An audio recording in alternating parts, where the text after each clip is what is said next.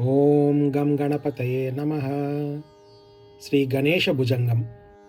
రణత్క్షుద్రఘంటా నినాదాభిరామం చలత్తాండవోద్దండవత్పద్మతాళం లసత్తుందిలాంగో పరివ్యాలహారం గణాధీశమీశానసూనుం తమీడే ధ్వనిధ్వంసవీణాలయోల్లాసివక్త్రం స్ఫురచ్చుండదండోల్లసద్బీజపూరం गलद्दर्पसौगन्ध्यलोलालिमालं गणाधीशमीशानसूनुं तमीडे प्रकाशज्जपारक्तरत्नप्रसूनप्रवालप्रभातारुणज्योतिरेकं प्रलम्बोदरं वक्रतुण्डैकदन्तं गणाधीशमीशानसूनुं तमीडे विचित्रस्फुरद्रत्नमाला किरीटं किरीटोल्लसच्चन्द्ररेखाविभूषं विभूषैकभूषं भवध्वंसहेतुं गणाधीशमीशानसूनुं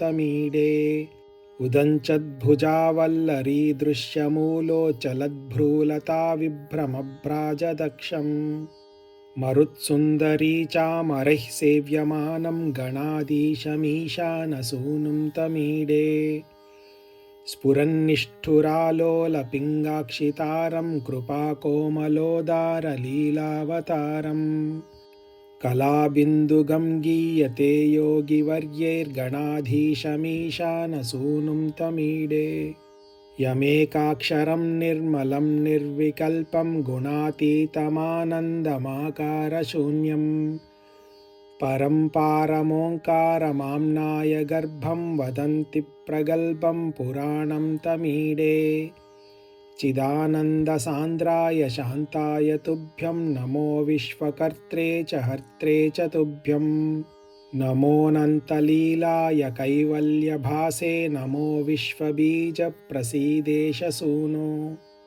इमं सुस्तवं प्रातरुत्थाय भक्त्या पठेद्यस्तु मर्त्यो लभेत् सर्वकामान् गणेशप्रसादेन सिद्ध्यन्ति वाचो गणेशे विभो दुर्लभं किं प्रसन्ने इति श्रीमच्छङ्कराचार्यकृत श्रीगणेशभुजङ्गम्. ओं गं गणपतये नमः.